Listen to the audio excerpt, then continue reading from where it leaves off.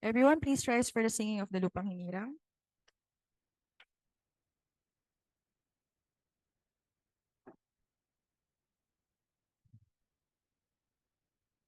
Mga kababayan, ang pambansang awit ng Pilipinas. Kayang magiliw, pero sa sinakalan, alam ng puso, sa titik mo'y buhay.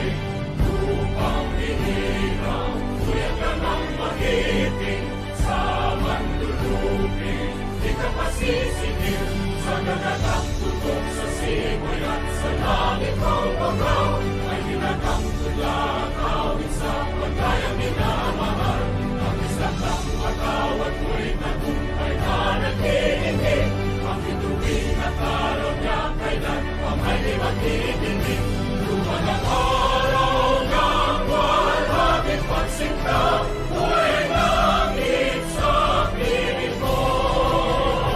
Ang inigaya na pagkay mga api, ang mamatay ng dahil sa'yo.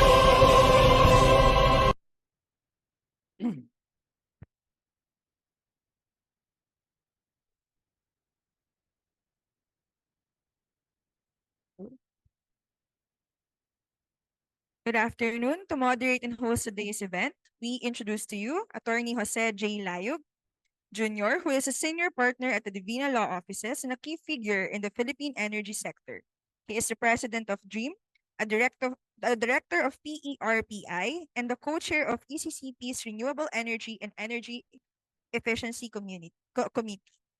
Previously, he served as chairman of the National Renewable Energy Board and undersecretary of the Department of Energy, spearheading major initiatives like the National Renewable Energy Program. Jay also served as the dean of the University of Makati School of Law and teaches at the UP College of Law.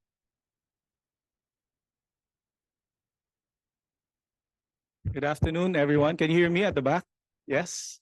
Good afternoon. Thank you. This is the first time I'm back after 33 years in the UP Econ classroom, no? And I'm so honored to be back, no? And it's nice. It's no longer the dilapidated classroom that it used to be. No, but thank you. Today is such a special event. And in fact, I can see that not only is this room very packed, no? We have a lot of people online waiting to listen to our guests. No? And I see a lot of friends in the audience as well. I see a lot of students. No? So I hope you learn a lot from all of us. No? Once upon a time, we were young like you, but now we have become dinosaurs and soon you will be taking over from us. All right. I'm honored to welcome you to the third Ruperto Alonzo Memorial Lecture, The Energy Trilemma, an analysis of the Philippine situation. This event is proudly organized by the UP School of Economics Program in Development Economics Alumni Association, or UPSC PDEA, the UP School of Economics, and the Philippine Center for Economic Development. Today's lecture is actually a brainchild of the Program in Development Economics, or PDE. And today marks its third installment. But more than that, the RPA Memorial Lecture honors the enduring legacy of Professor Ruping Alonzo, once upon a time my professor, ma'am, whose contributions have advanced economic discourse and inspired critical thought and dialogue. By bringing together distinguished minds and expert practitioners, this lecture series seeks innovative solutions to real-world development challenges. To learn about PDE, please enjoy the next video.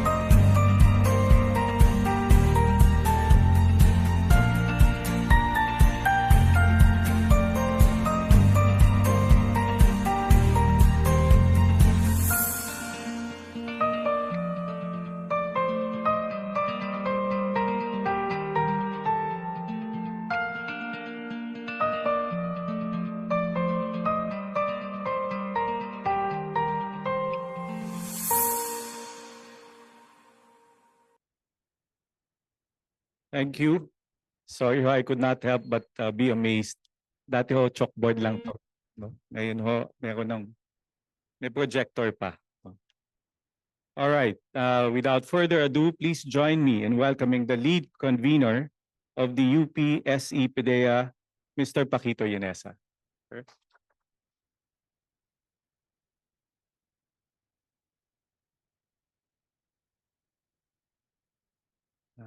Good afternoon, magandang hapon po sa inyong lahat. And I'm very glad to see such a packed room. This is our third lecture for Ruping. Mrs. Alonso is here from the US. Just you came here for this talk lang. Sige, no? And we're happy. The last time we had a talk and it was about nuclear. Professor Medalla, of course, let me just recognize Professor and Mrs. Medalla, former central bank governor. And I hope we can still get more money for energy projects. Okay. I also want to recognize Congressman Charlie. Mark, sorry.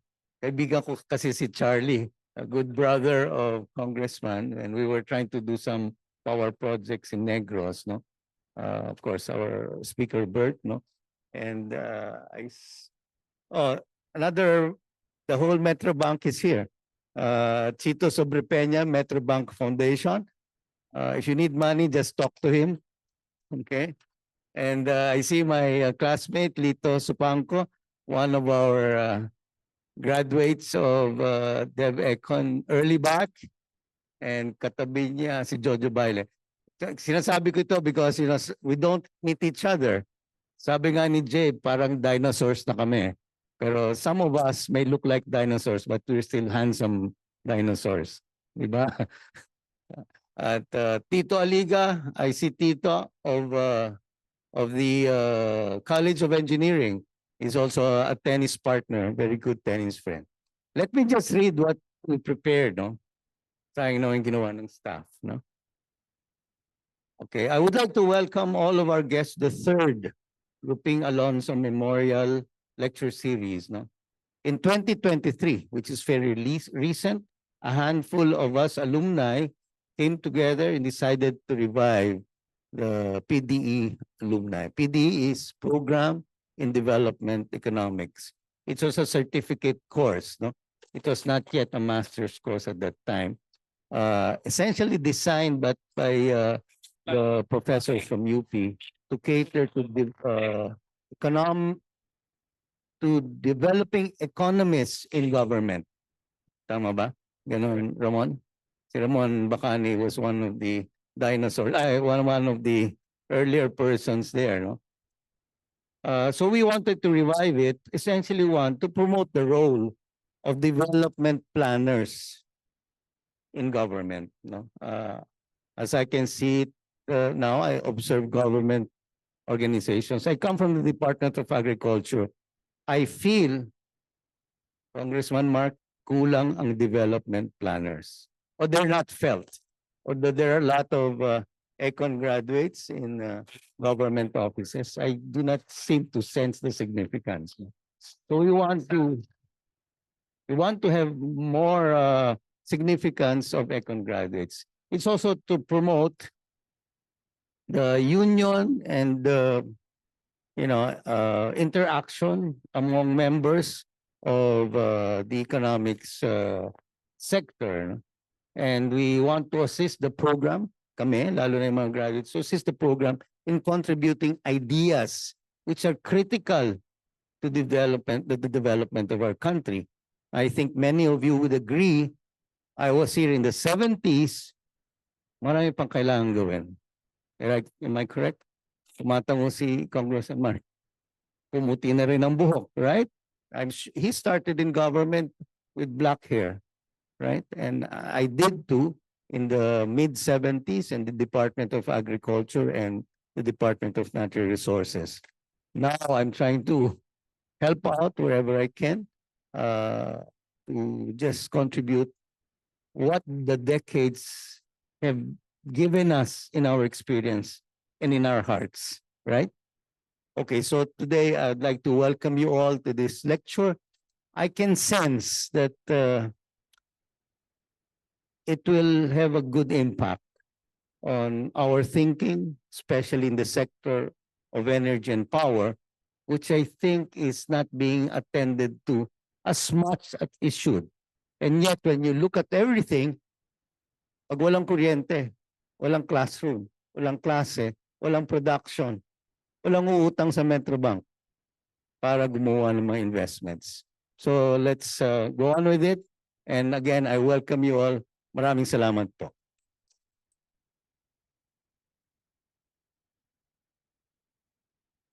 Thank you, Paquito, for your message. No?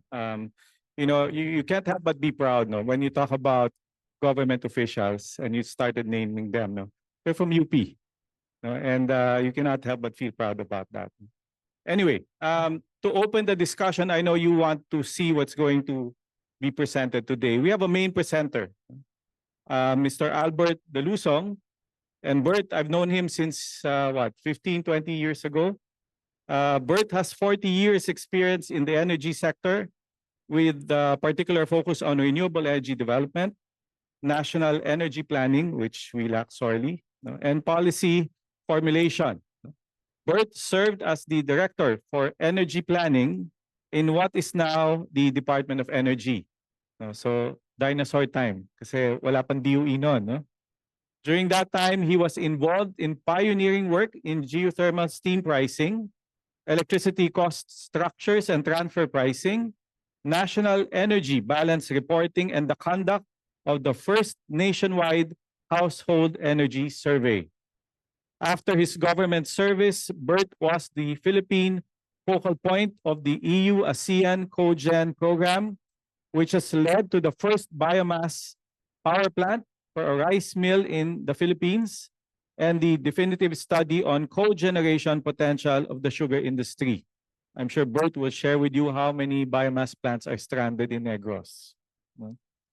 Bert conceived of and secured local funding for the Philippine Wind Atlas, another point for being a dinosaur. Prior to the Renewable Energy Act in 2008, he was involved in the first utility-scale grid-connected solar power plant and the 7-megawatt Bubunawan mini hydropower plant.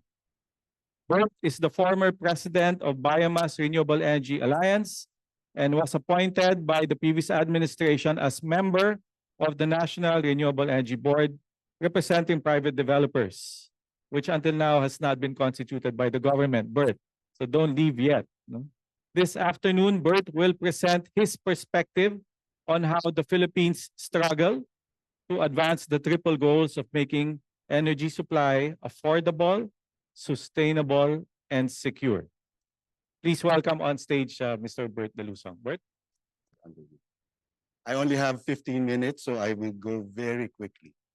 All of the things that I will present, you will have a copy of. I've given the organizers the liberty to provide all of this to you. Now, I'll talk of the power situation. I'm focusing on power, not on the entire energy situation.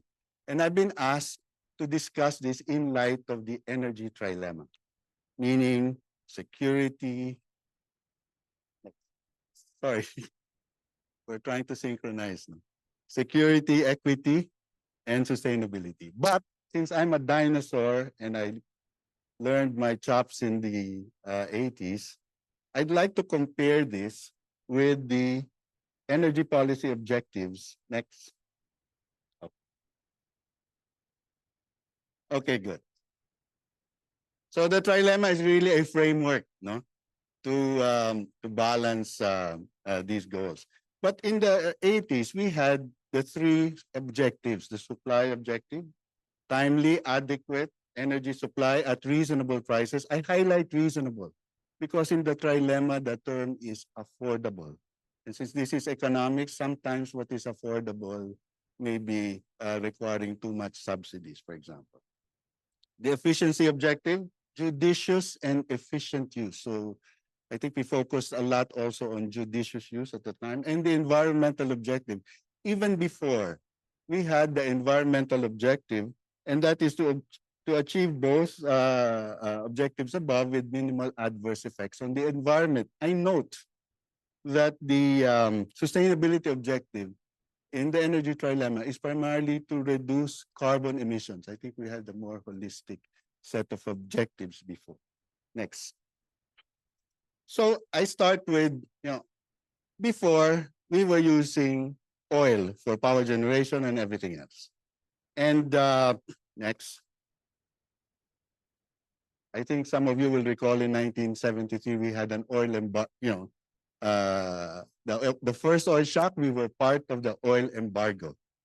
And next, that means that the security objective is the one impacted here. Now, what did the government do? Well, we organized the government. We had PD40, nationalizing power generation transmission. NPC was formed. We formed the Philippine National Oil Company, and among its mandates was to develop geothermal energy. And there was a Ministry of Energy in 1977. In other words, we built a structure to address the situation before. Next. Okay, and next. So in the late 70s, 1979, we had the second oil shock. And because we had this structure in place, next please. Because we had that structure in place, we were able to address what we had to do in the sector. And I think if I'm looking at the right-hand graph, showing the shares of fossil and renewables, we were able to reduce fossil to less than 50% and renewables to over 50% by 1984. I was telling you, Sec Geb, Asec Mario, and I were already at the Ministry of Energy at that time. So in 5 years, 25%, I think in 79, more than 50% RE in 1984. Next. However, okay. In 1986, something happened. No? All of this success in the energy sector was within a turbulent backdrop on the political landscape in the country. And what happened was the Ministry of Energy, all that structure went away. Ministry of Energy was downgraded to an office under the Office of the President. Okay, next slide.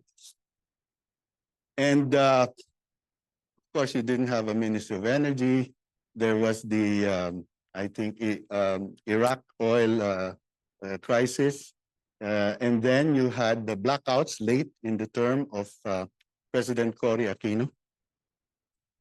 And next. And what they did was they reorganized the Department of Energy. And this was what was done. I got this from a 1994 World Bank report on the power sector.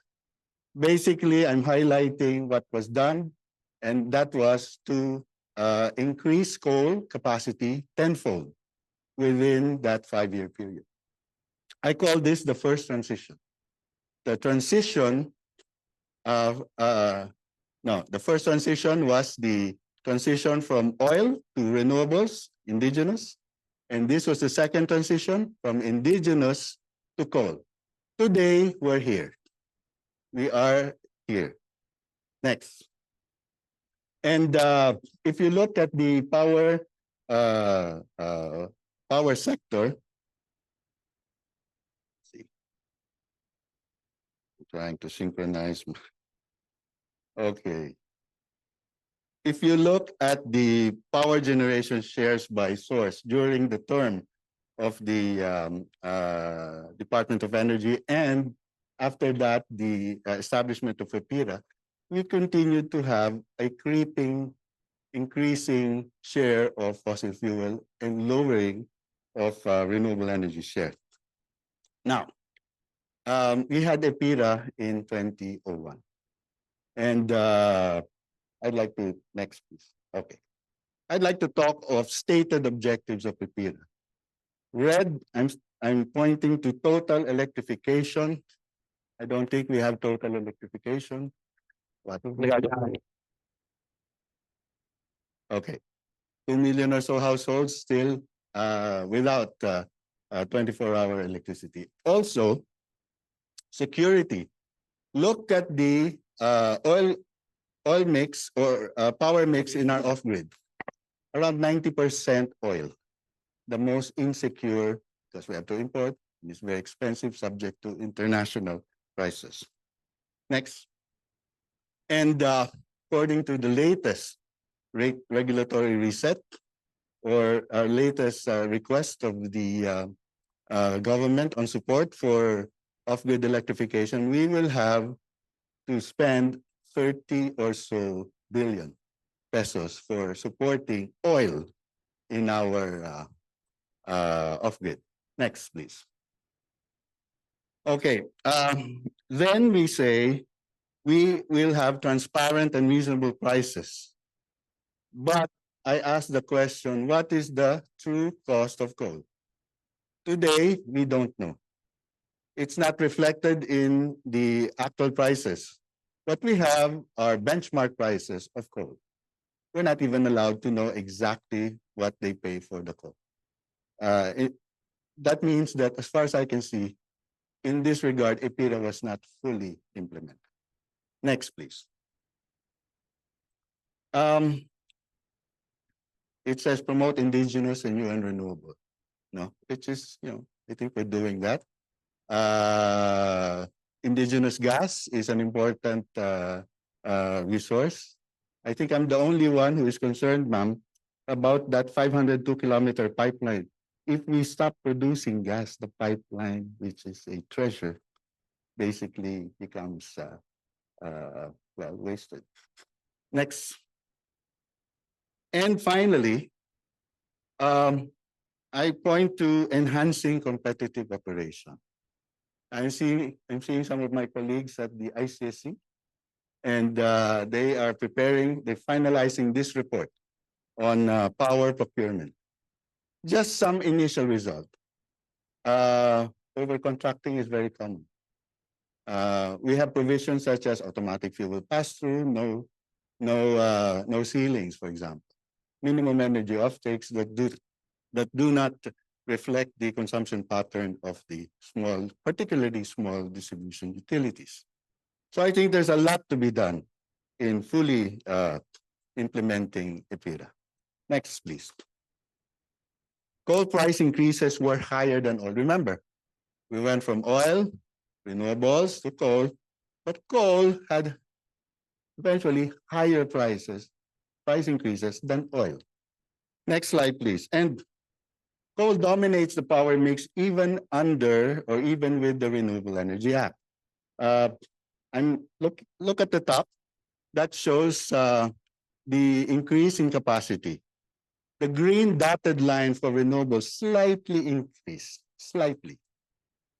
The more dramatic increase remains coal, the black dotted line at the top. And generation, everything else is flat except for coal. Next. So I think our objective is to have a third transition from coal to clean, affordable, secure energy, this time through private investment. We did the first using government, public agencies. Now we want to do it using private investment. So next slide, please. Now, you see this chart. I take it from the DOE. It's a chart that shows base load, intermediate, peaking. What do you notice about base load? Base load plants should operate consistently. No shutdowns except during maintenance. No? Consistently. And next. But in our grid, I notice a lot of variability in the load. And you'll see the reason, the consequence of this. No? These are the variabilities. Weekday, it's higher than in the weekend. It's in the second quarter, it's always the time of the peak.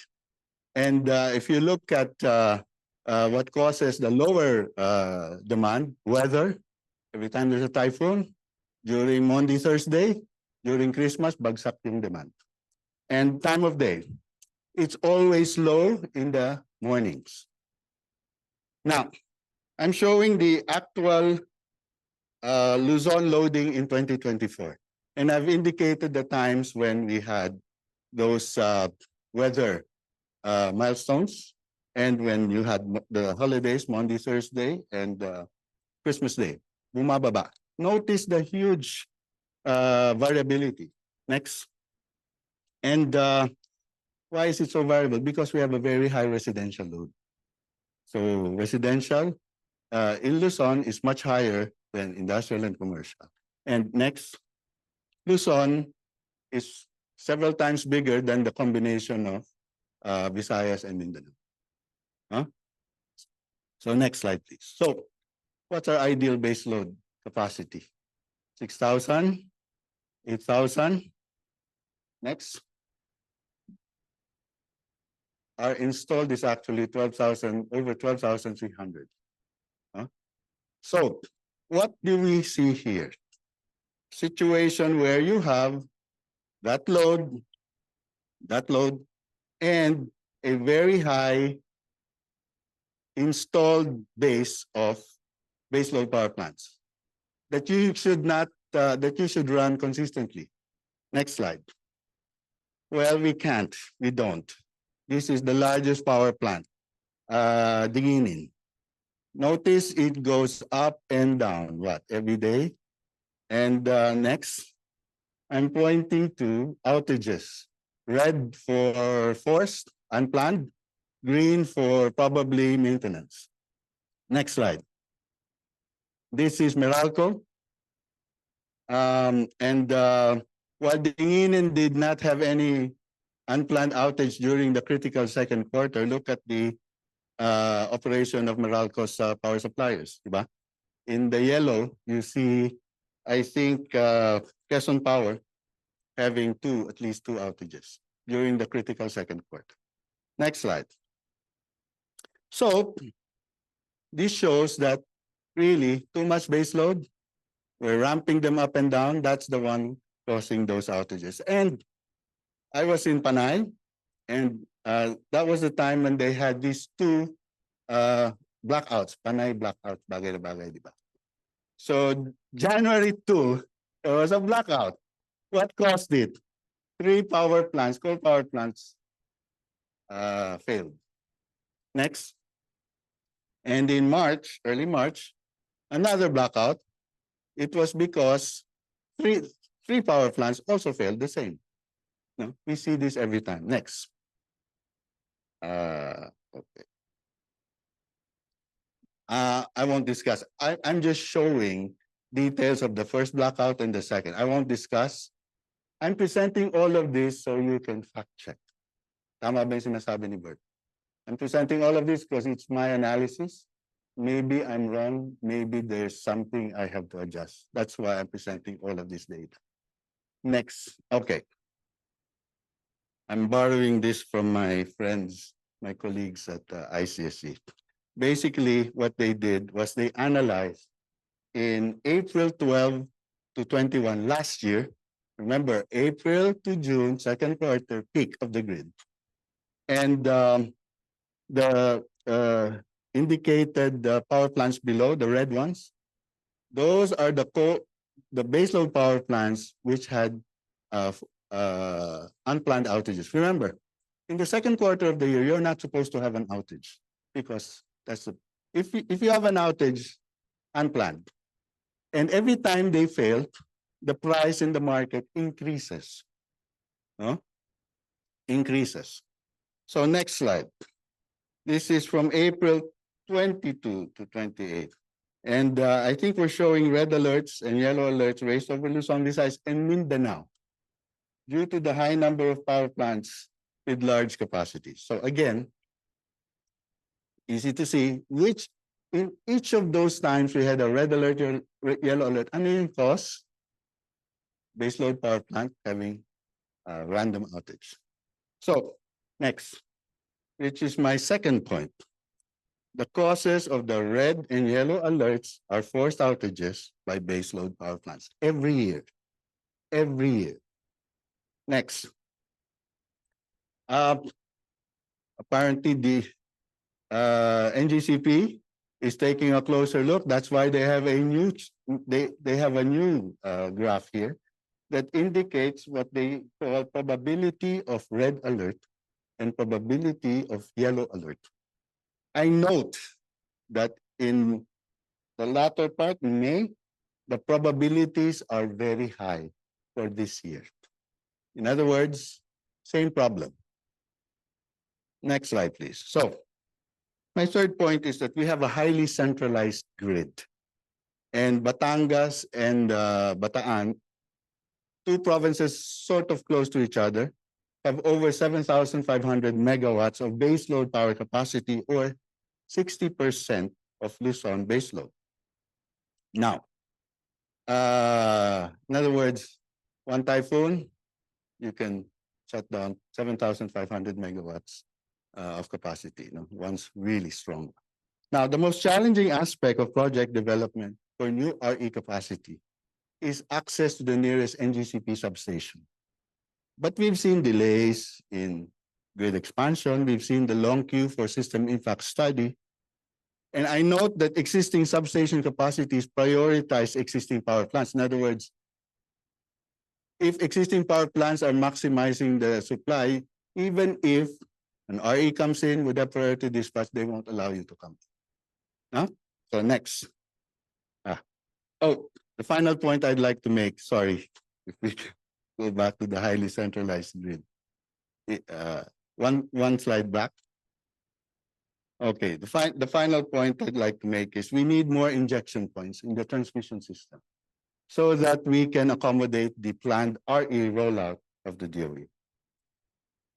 Next, and final point, adding more solar and wind will help since their generation profiles are predictable and coincident with our peak demand. Now, and again, I thank my colleagues at the ICSU for providing this table.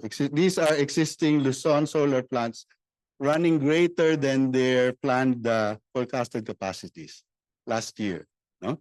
So you had, I think if you look at the chart on the right, the capacity was close to 1,000. Based on the forecast, they would produce around 550, but they actually produce more. More during the 12 o'clock and more during the 2 o'clock period. Yeah? And if you look at the committed Luzon solar power plants contributing 545 megawatts, despite still being under commissioning. In other words, you had 544 megawatts additional capacity for plants still under commissioning, helping us last year. And finally, combining all existing and committed Luzon solar capacities, actual solar capacity during the peak hour amounts to 1,200 to 1,400 megawatts in Luzon last year. Solar is predictable, and particularly if more and more, if you increase capacity, you reduce the effect of locational clouds because they can't affect the entire area where you have the solar. So, my final slides. One, fully operationalizing EPIRA. First, rapid RE deployment in the off-grid to displace diesel. Second, let's require disclosure of actual fuel costs and not just base it on benchmark costs. Third, and this is my personal view, I think that the competitive selection process is broken and there is a need to ensure true competition by adding other means. For example, joint actions by smaller distribution utilities, benchmarking, enabling distribution utilities to develop and attract their own embedded supply. So, next. So yeah, these are all equity considerations. No? Next. I'm showing just comparison of the on the left, blended generation cost of Meralco, Veco, and Davao Light. On the right, coal. Look at the effect of those pass-through costs, no? And also look at why blue, which is Davao Light, why does it have a lower blended rate when in fact its coal generation costs are very high on the right?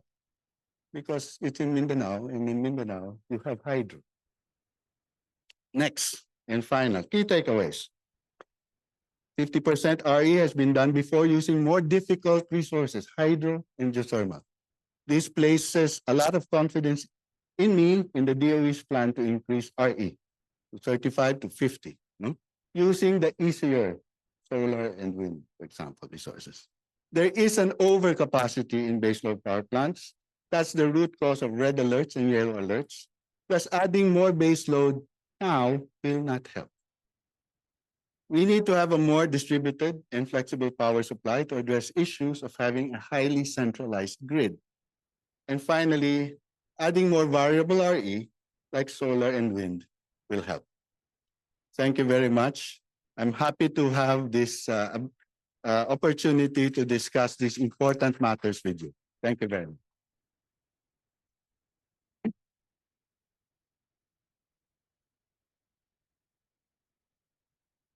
Thank you, Bert. Later on, we have a lot of questions for you. No? But before I call on the next presenter, Bert, you mentioned that April, May, June usually is the highest peak demand, right? Always. And in fact, for the last 6 years, every April, May, June, we have forced outages, right? Average of about 2,500 megawatts. No? So that's why I always advise my friends, no, during these months, go to the beach. So you won't experience the outages. No? Anyway, the beach, it's hot. No? But later on, Bert, we have to ask you a lot of questions on your presentation. No? And in fact, no, let me raise a point. No, yes, in the previous administration, there was not much urgency on putting up new supply. That changed a lot under Secretary Popo, and later on, Yuse Guevara will also explain that. In fact, since they took over, they have been on a catch-up mode, trying to convince everyone to put up new capacities. No? And I must admit, no, especially 2025, alam niyo, si Yuse Guevara hindi na natutulog because they are conducting all at the same time 3 auctions this year just to convince everyone to build power plants because we need them badly.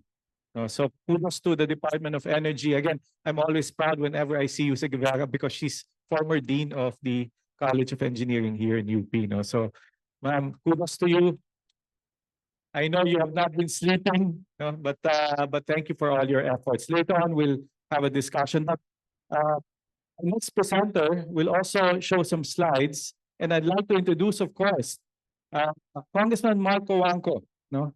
He's the Congressman of Pangasinan and is celebrated for his innovative leadership and unwavering commitment to public service. A lot of what Bert said about baseload power, I disagree with. I have a problem with RE being talked about in the magnitude that it serves the Philippines right now. The majority of RE in the Philippines is hydro and geo. But when the public talks about RE, they're really talking about wind and solar. And if you look at wind and solar, it's a tiny percentage of our energy mix at the moment.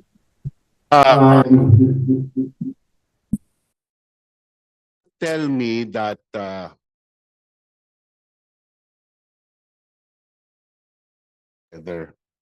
we are on the western side of the Pacific Ocean, where the trade winds cross the Pacific Ocean, pick up moisture, and rise to the stratosphere on top of the Philippines, more or less.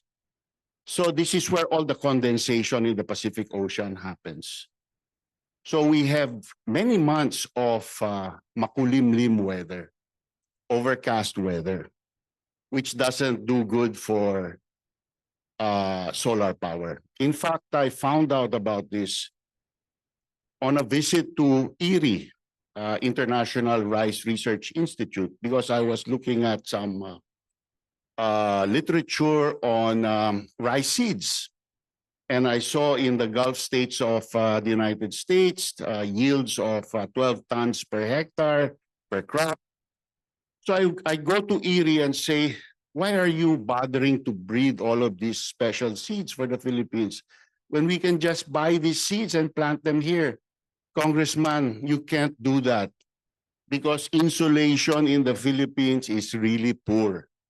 We need to breed special rice varieties to take consideration of the low insulation in the Philippines. So there is where it opened my eyes that we are a poor country to really maximize the use of solar. Solar gives us zero power every night. It means that we need to build standby plants to take over when there's no solar. So the new direction of government is, since our Malampaya is now running out, to import LNG. So solar is really, in my opinion, a bid of vested interests to go after the LNG business, the LNG importation business. Wind power, same thing. There are times when we have lulls for weeks, depending on the season of the year. And do we really want offshore wind and expose our generating assets to our adversaries in the West Philippine Sea? Is that a wise thing to do as far as national security is concerned? You know, it's so simple to cut the line of an offshore wind farm and it disrupt the supply of power. And so I want to talk about the why nuclear is so uniquely applicable to the Philippine context. It's because of nuclear's or uranium, the fuel's energy density. As you can see there, it is millions of times greater than the most potent fossil fuel energy sources.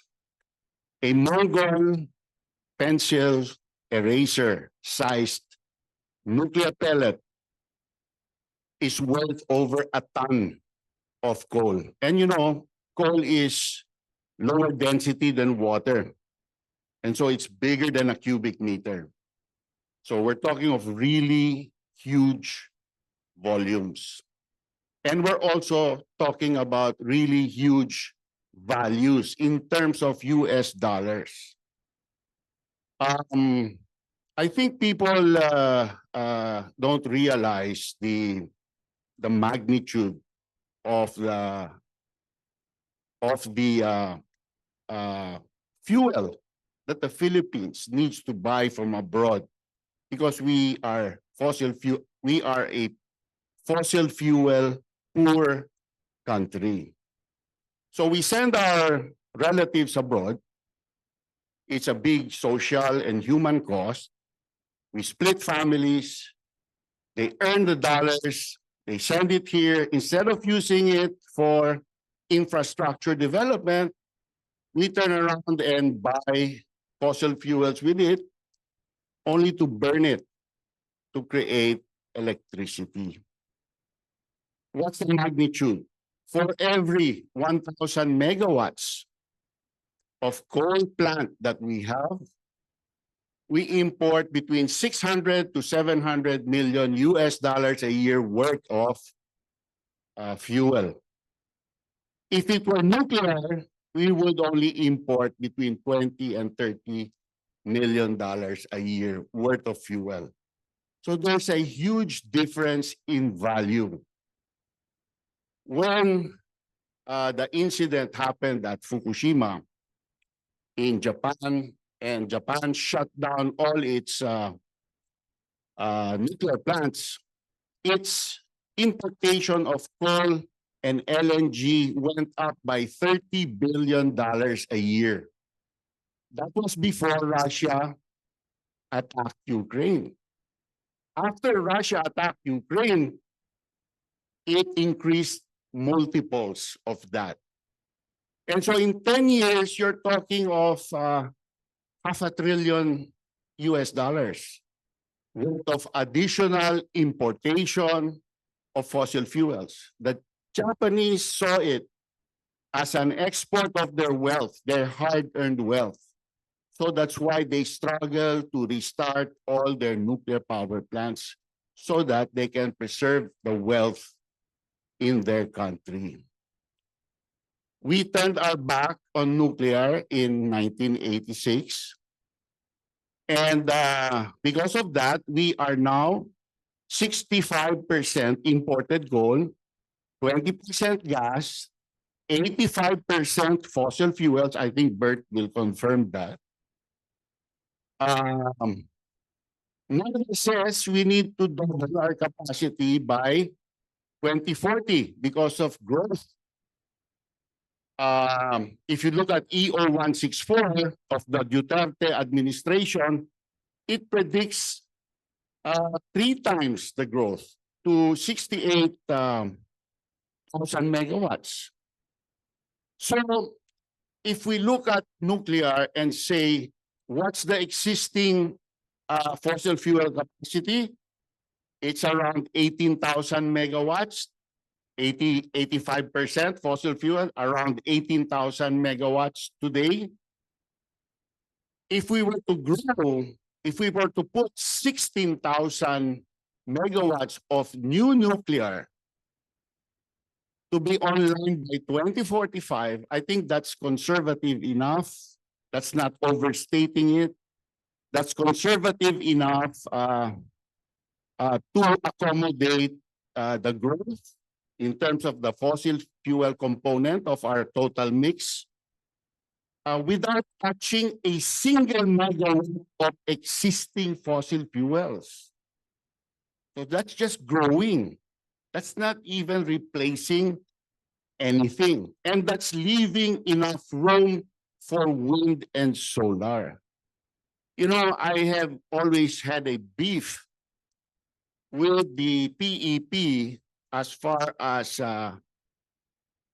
wind and solar, as far as this administration wants wind and solar to grow. They want to supply 50% of all electricity with wind and solar and hydro, geothermal, but mostly wind and solar because the hydro capacity also is already maxed out. So the growth will come from wind and solar. I have a big problem with that. I'm okay with 50% wind and solar if it's nominal capacity, but not delivered electricity. That's a huge difference. Why? Because solar has a capacity factor of 15%, and wind has a capacity factor of 35%, 40%. So if you say 50% nominal capacity, it's not that much. And they need the base load, they need the LNG plants as backup. Why not have nuclear plants as backup instead of gas? So we don't import fossil fuels. Bataan has a special role to play because it forms part of the Philippines' nuclear assets. Nobody's looking at it this way. Nuclear assets. You're talking of the plant itself, the plant site, the nuclear village, the power line, the road going there, the CBK pump storage in Laguna, which is storage meant for nuclear. If you package that all together, I would just off the top of my head, I would say it's worth a couple of billion US dollars. If we treated that as our equity, we could borrow 6.7 times more than that amount for nuclear new build without appropriating a single peso. In other words, why should we give this away? Why should we value this as zero when we can value it as equity in nuclear new build? I have challenged the OE because the nuclear PEP is anemic. What they propose there is to build nuclear in the most expensive way possible. How is that? One at a time. Chairman of ENEC, His Excellency Mohammed Al-Hamadi, came to the Philippines and talked to the president, and he said the cheapest way to build nuclear is 4 per site, 4 at a time per site. Baraka 3 is 30% cheaper than Baraka 1 because of the learning during construction. So these are the things that I hope our DOE will wake up to.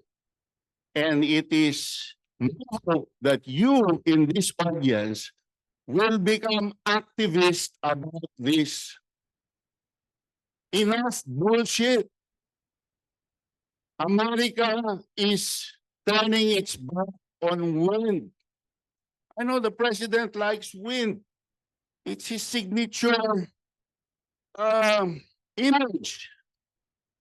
Right? It's on all his campaign ads. But it's gonna make us poor. It's unreliable. It's the reason why we are at 22,000 megawatts and Vietnam is at 68,000 megawatts and they have 20 million less people than we do. We were ahead of Vietnam before. We used to laugh at Bangladesh. This year, Bangladesh will open their first nuclear plant, which is the equivalent of 2 tons. Next year, another one, the equivalent of 4 tons. And us, Unalat, Kamote. We have a nuclear plant for 37 years, 100% complete. We're still arguing. When are we going to run this plant? Americans, businessmen, technology companies are fighting for old nuclear power plants in America to start them up, to fuel, to supply the data centers. Microsoft, is it Microsoft? The entire supply of 3 Mile Island, the site of the worst nuclear incident in America. Unit 1 of 3 Mile Island. Palisades nuclear plant, 53 years old, had to shut down 5 years ago because gas was too cheap, frack gas was too cheap. What happened? When Russia invaded Ukraine, all of a sudden, gas wasn't cheap anymore. And they regretted closing their nuclear plant. The Canyon in San Luis Obispo, in California. All of a sudden, the Democrats, traditionally anti-nuclear, changed their mind and vote almost unanimously to save that plant. US NRC is going to give it a 20-year operating license extension.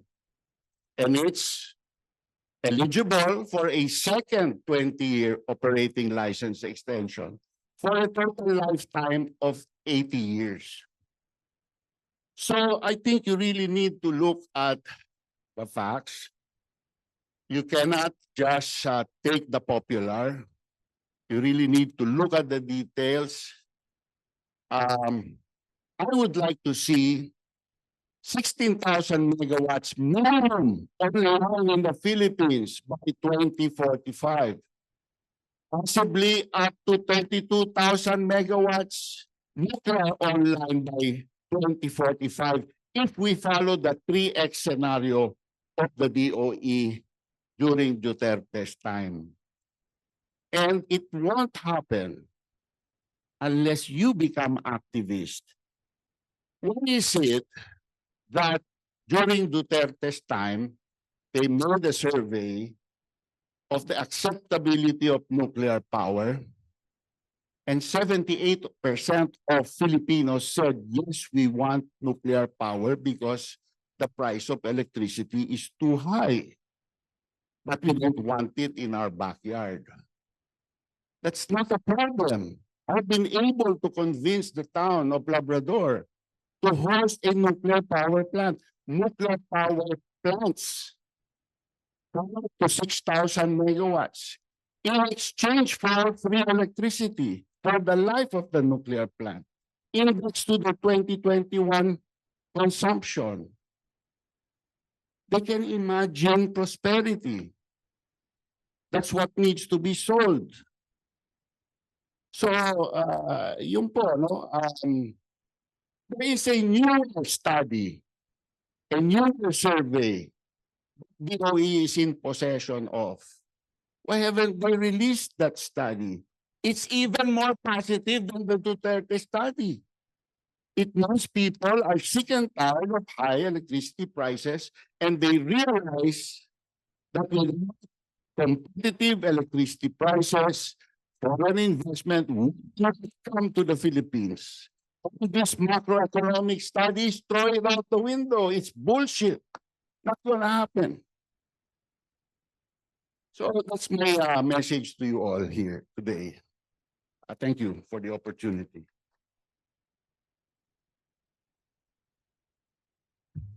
Thank you, Kong Mark. I think I was right when I described you as passionate. All right.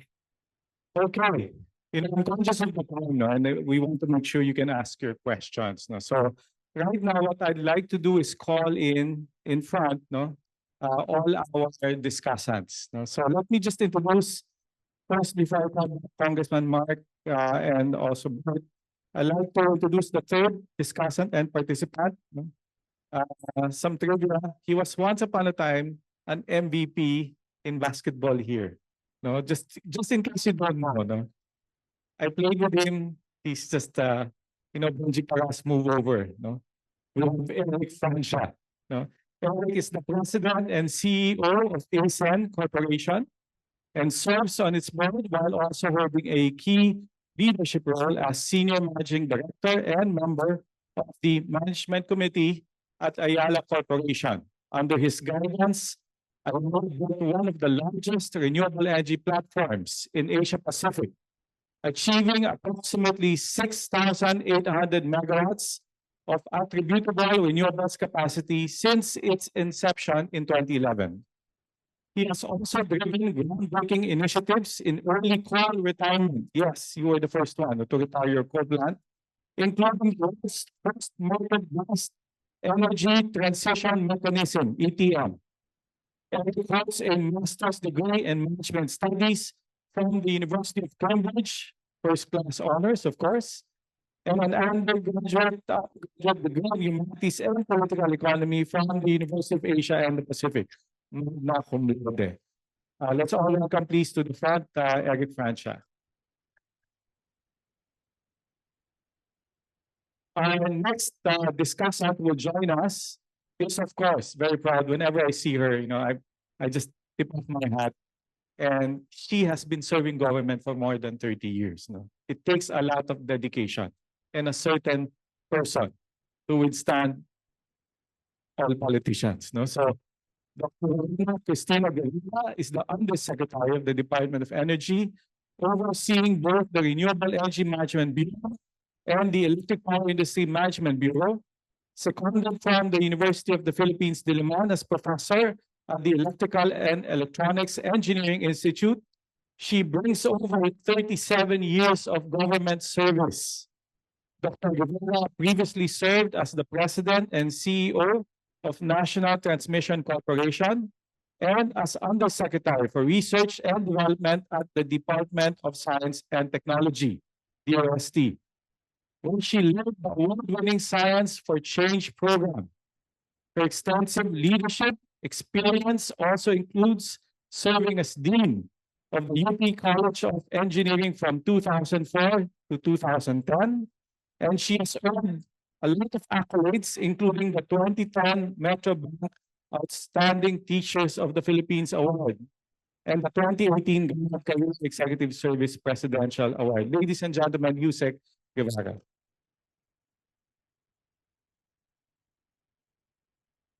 All right, and finally, may I ask Bert Dalusong and Congressman Cuanco to please join us here in front. I'll stay in the middle. No? So, all right. Let me just, for the on-site participants later on, if you have any question, we will call on you. Just raise your hand. And our student assistants can provide you with a microphone. Now, before asking your question, please state your name and your affiliation.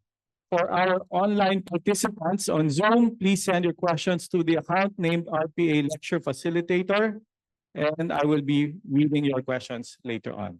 All right, let's start.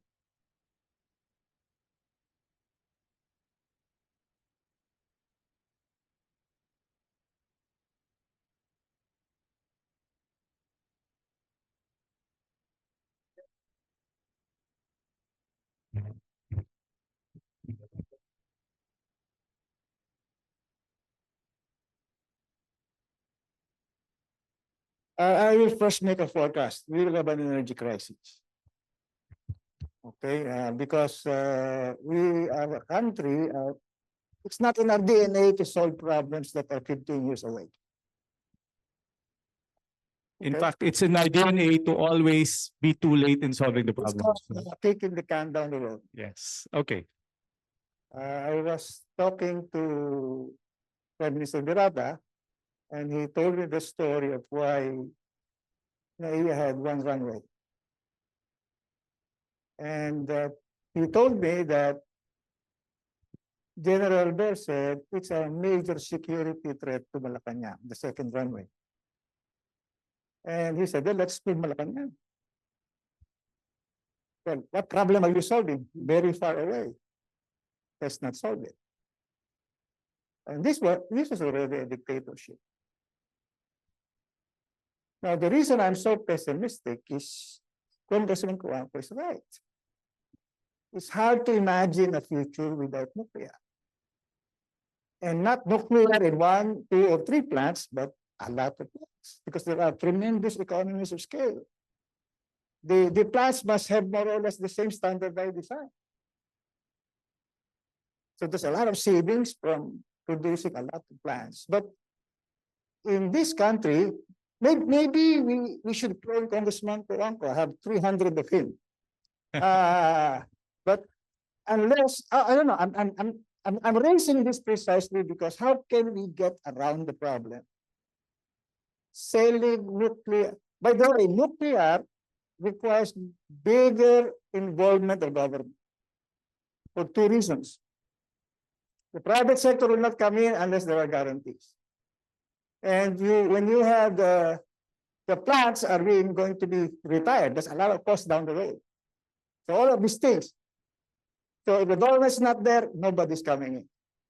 So the investment must either involve government corporations, government itself, or private but heavily guaranteed corporations in a country that does not trust government. So, because people say, well, you tell me, there's so much nuclear in Japan, so much nuclear in France. But those countries can manage it, not us. By the way, the person I'm talking to is a bank president. Chemical engineering, very smart. UP. So this is the big problem. The point raised by Congressman Kuwangko are really indisputable. There are natural limits to wind and solar. And the renewables are maxed out. Geothermal, very hard to increase hydro and geothermal. So even if you multiply solar by what? 10, the problem is not going to be solved. So I think the problem we have to solve first is convince this nation that there are decisions we have to make now. That if we do not make them, the problem will not be solved. There will be a big crisis 15, 20 years down the road. Now, the problem is, and maybe I blame economists for it, we've made too many wrong forecasts, nobody will believe us. No? Okay. So I think that is the key here to put this discussion, get our country for the first time in its history to solve a problem that's 15 years away. Okay. I think that's the Yeah. I'm not joking. We need more people like you with your passion. Okay, Dr. Medalla, first time I ever heard that the problem is too many economists. No? Usually, okay, because usually they say the problem is too many lawyers. No? So now everybody said yes on this side. No? Who are you? Anyway, all right, Dr. Medalla, thank you for the input. Yes, no? We always say that, no? Especially among the people in the industry. The problem really is capacity. No? But then again, as I mentioned earlier, but I'll give the floor to the other discussants. No? The government now has been really pushing hard, no, for more power plants to be built. No? And I'll let Yuse Guevara explain later. But let me give the floor first to, because much has been said against renewables. And maybe Mr. Renewables himself, no, Eric Francia, can say a few things and share, you know, the pivot, no, of ASEN from once upon a time a coal company, now renewables. Thank you, Jay, and pleasant afternoon. First, I just want to address the point of Professor Vidalia. Absolutely agree that the concern about the kicking the can down the road. And Congressman Mark, I do empathize with you. I admire your passion. Let me just say that about 10 years ago, when I saw the Philippine Energy Plan, this was, I don't know if this was Aquino or the third administration, we at the renewable energy sector were so disappointed that in that plan, in the long-term plan, solar was so small, right? The target was like 1,000 megawatts. Jay, you should remember this. We're saying that's the future. That's where the world is headed. And yet in the Philippines, we're only 1,000 megawatts. Are you kidding us? I do sound a wannabe Representative Coangco, no? Not that passionate, but that was the our feeling 10 years ago. But look at us now, right? It's the reverse. All I'm saying is things change, times change, circumstances do change. Solar did demonstrate increases in efficiency, competitiveness. Yes, it doesn't produce at night. I'm going to address that in a bit. Nuclear, I think there's still a lot of questions around that, whether it's perception-wise, acceptance-wise, safety-wise, etc. I've met with you, Congressman Mark. It was so educating and so forth. I think we should all keep an open mind. You know, when I heard people have strong points of view, right? With all due respect, coal was painted by our speaker here as something not good. Well, we can't live. Well, that could be the misinterpretation, right? That there's a cause of blackouts. No, if you know the unplanned outages are unfortunately unavoidable, right? You know, tube leaks, pump motors, etc. Those are typical, and you know, kung mainit yan talaga, the humidity does affect coal plants. It's not perfect. No technology is perfect. I think each one has a role, right? So it's not one or the other. Because if we got to an extreme, magba-blackout tayo. If we just plan for nuclear and poo-pooed solar and wind, if we poo-pooed coal and so forth, magba-blackout tayo. I can criticize each technology. Okay, but what's the point? Let's recognize the weaknesses and let's address them. Okay, coal, what is the strength is it provides baseload. We need that. We need the stability. Yes, there will be force outages, but we need that stability. Nagpo-produce yan gabi, araw, what have you. Okay, gas. The disadvantage of coal is obviously that's the highest emitting. That's the dirtiest, right? It's also one of the most affordable today, but not in 2022. All right, but over the long term, I think it's fair to say that reliable coal is arguably still the cheapest. Masakit man sabihin because I'm a renewable advocate, I'm not gonna lie to you guys and say solar is cheaper than coal. That's apples and oranges. Solar is only cheaper than coal when the sun is shining, but that's an unfair comparison. It's more expensive once you incorporate battery storage to make it more apples to apples. So no, I disagree that solar is cheaper than coal, notwithstanding the fact that I'm a solar advocate, okay? But it's imperfect, but we need it. Good luck for the expansions because the banks are hardly gonna lend, so there are limitations. Gas is great, right? Because it's so flexible, it can be base load, but it could be mid-merit, it could be, it could complement renewables, or it could stand in for coal as a base load. It's a very flexible technology. Gas is great, except that it emits roughly half of coal. It's still dirty. And by the way, it's expensive, right? LNG, imported, it's expensive. It's more expensive than coal, right? Look at your Meralco bill now, the breakdown of Meralco, baseload gas now is around 10 pesos, 9 pesos per kilowatt hour, right?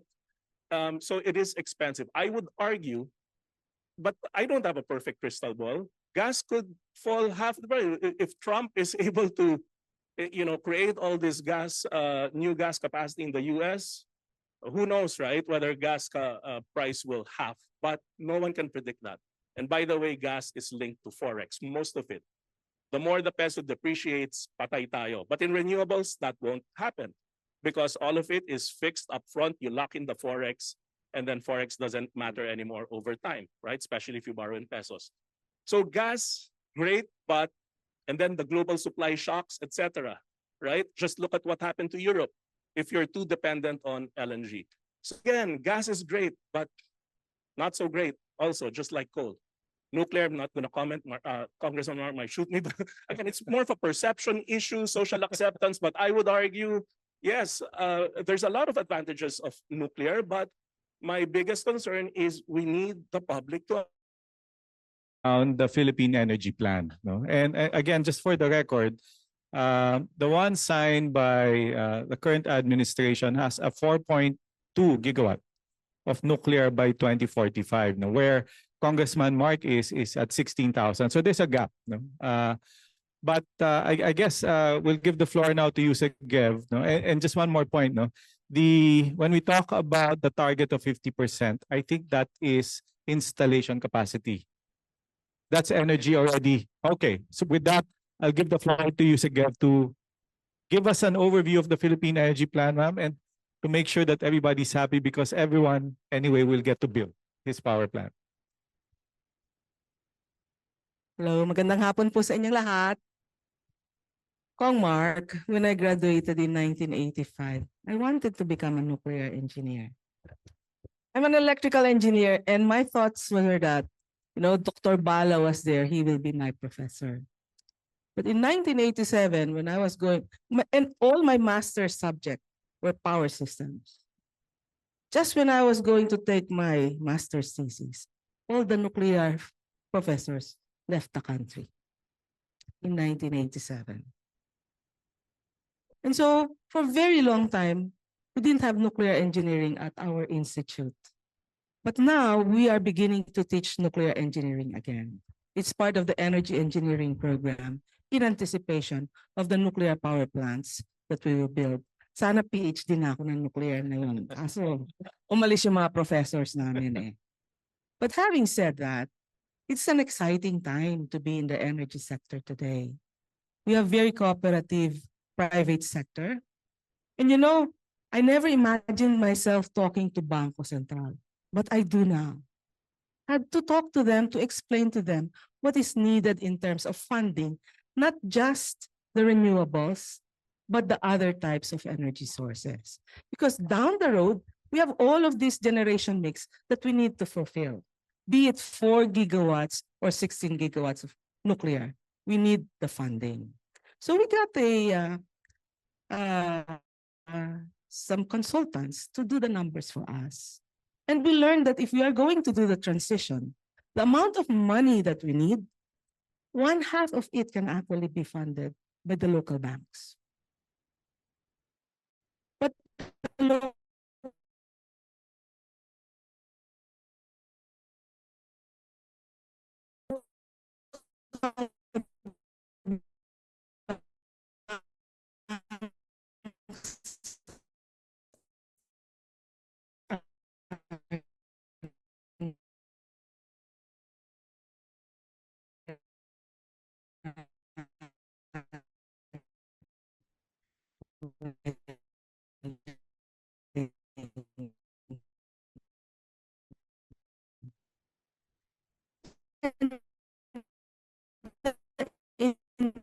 interest rate is high.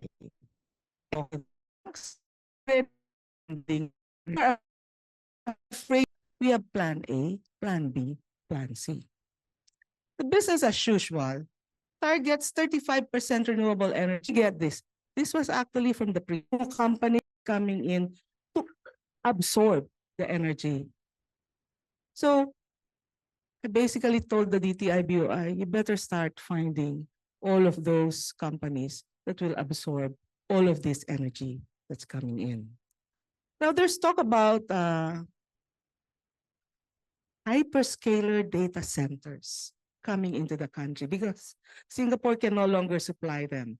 These hyperscalers, they require renewable energy, but they absorb too much energy. One building is 8 megawatts. Another building is 200 megawatts. And I said, there's no way we will give you those renewables. But then the employment is so low. It's just a lot of air conditioners, a lot of machinery, and very few people who will be there.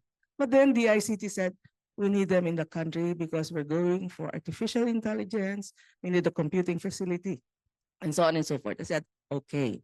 But first, let us get those industries that will have a lot of workers.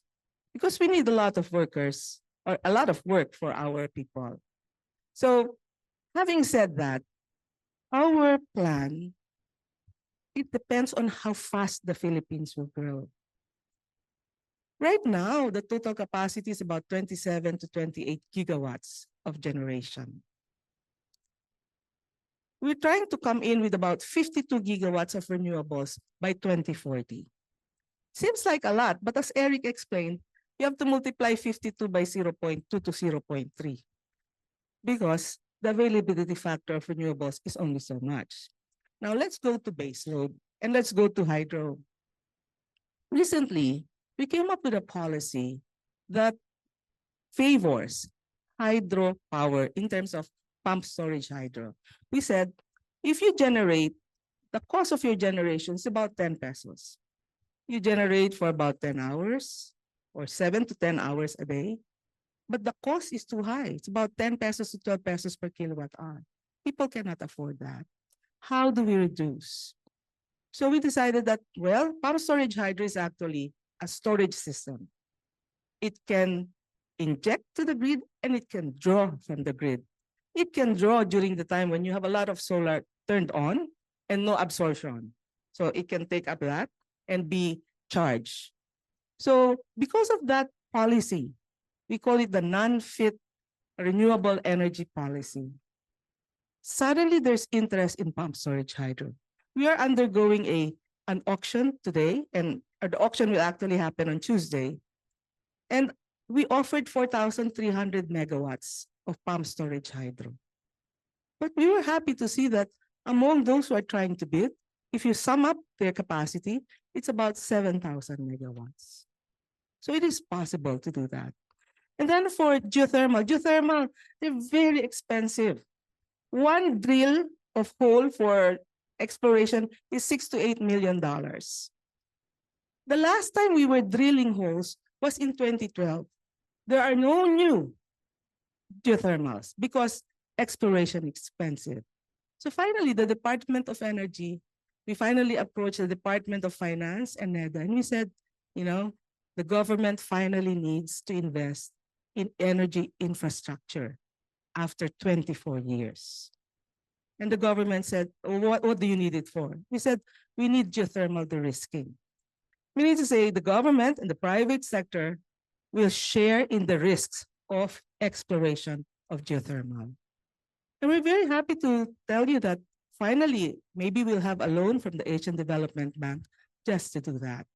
Geothermal cost is very high at the beginning, but after the 20-year period, when the loan has been paid for the capital, it will become very cheap.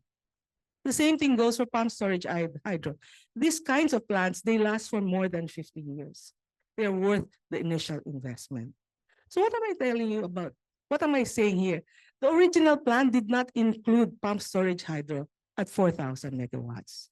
But we had to pivot because we realized that if all of these renewables are coming in and we need to balance them, we cannot just rely on LNG. LNG price is so volatile worldwide. We need something that is indigenous. And water is one of the indigenous resources. So going back to the plan, yes, we do have a plan. And the secretary finally agreed that we don't change the plan every year. We only change it every 5 years. And if there are any changes that are minute, then we will do that.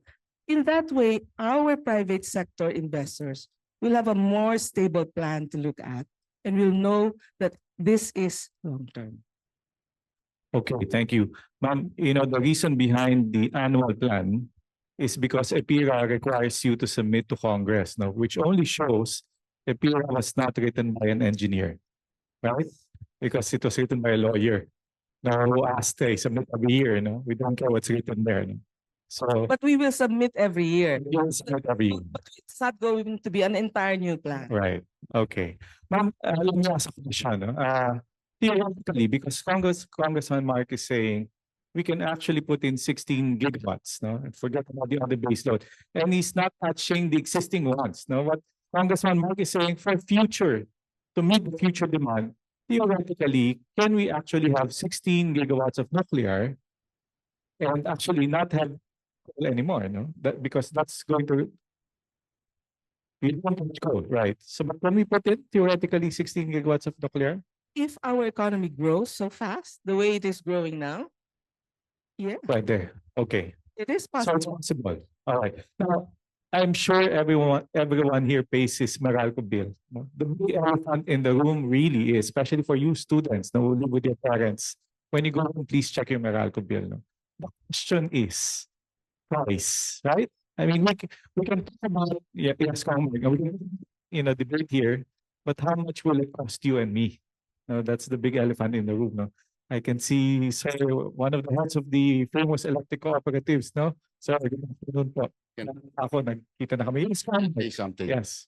So there was a recent auction where three big companies, Aboitiz, San Miguel, and Next Gen, yung sa Meral, First Gen, bid for MGen, bid for coal supply, electricity for 15 years, right?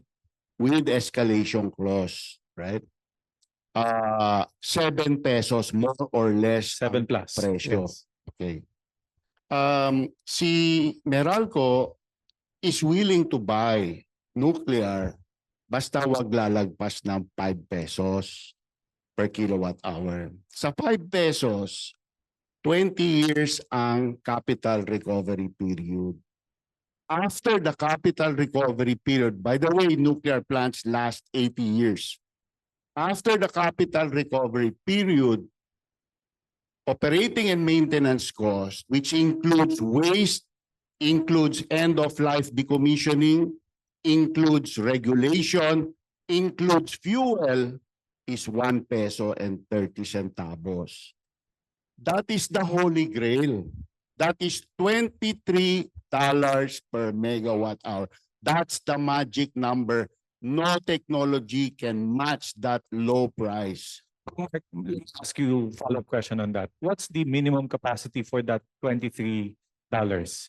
Because for some reason, Break of the 94 unit USA fleet which is fully amortized. Meaning, pag nabayaran mo na yung utang mo, yung puhunan mo, ganun na ang costing mo. Okay, but won't you require a certain minimum capacity in terms of megawatt to make it economic at that price? There are some plants in the US that are standalone. Okay. But they've been running for so long that they're fully amortized. Okay, all right.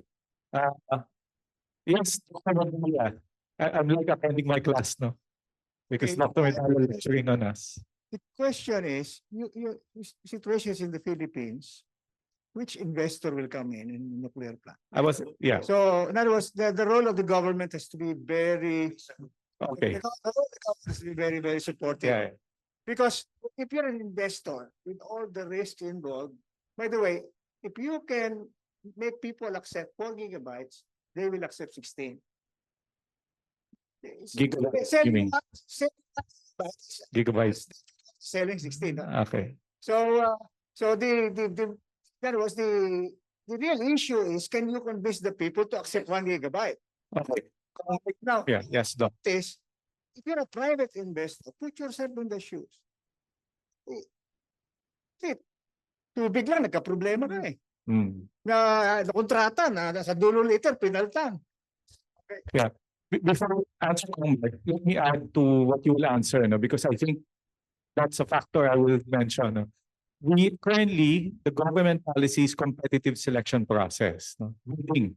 So, may ipira na bawal mag-guarantee ang gobyerno sa Correct. kahit ano. So how do we solve that, Comrade? Because Number one po dyan, para makumbinsi yung financial institutions na magpautang sa atin, is merong power supply agreement.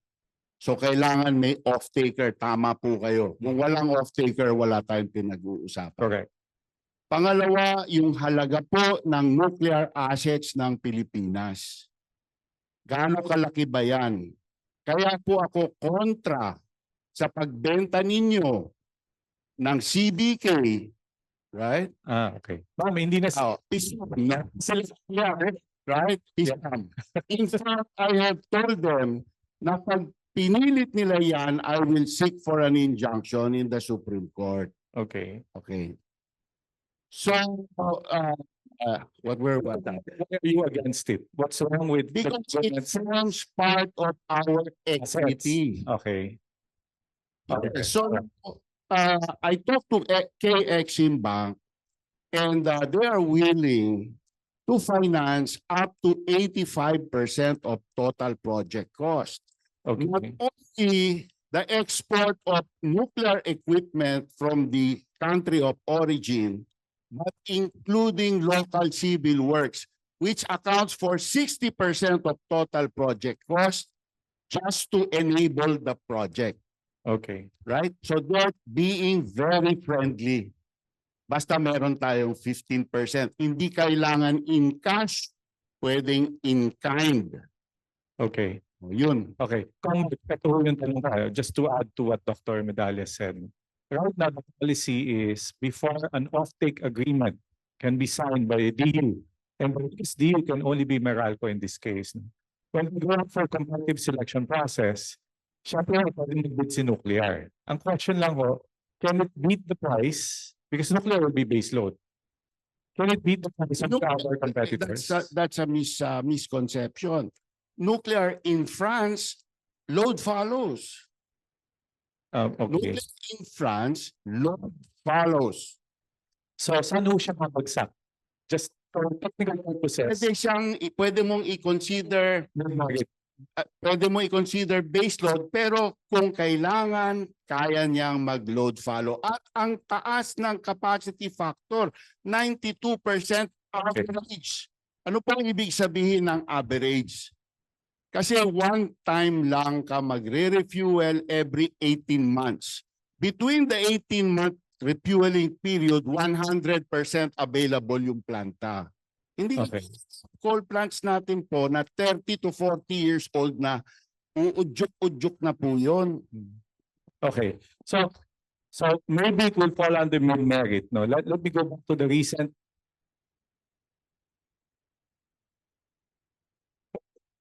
Uh, wala to be more scientific in our discussions, no? So I have one question first, no? Kasi, you know, okay. Okay. Which Okay. we have been having since 1986. All right. Okay, all right. I lost my question. Because of no power, no? Mike, and I've said this many times, no? And Yusuf Guevara and the DOE have been saying, we have open minds. In fact, they put in 4.8 megawatts by 2045. The real question, no, is how to convince the investors to bid on nuclear, no? Okay, ito na ko yan po dahil kasi okay, all right. Looking at also CPS, which Mrs. Alonso again. Kasi continuing ho eh. Okay. This is all your fault eh. We're discussing it because of your slides. No? Which is objective, much accomplished. But before I see, sir, he must be an institution in UP. I'd like to give him the floor, sir. Alam niyo ha, sir, kaya nga umalis sa Pilipinas eh. Bumalik lang kayo. Sir, can you introduce yourself, please? Hello, I'm Carmelito Tatlong Hari. I was the Radiation Control Superintendent of the Philippine Nuclear Power Plant. Okay, here we go. Experience. I was also a student at the UP Engineering, at Nuclear Engineering, but unfortunately only two of my classmates graduated.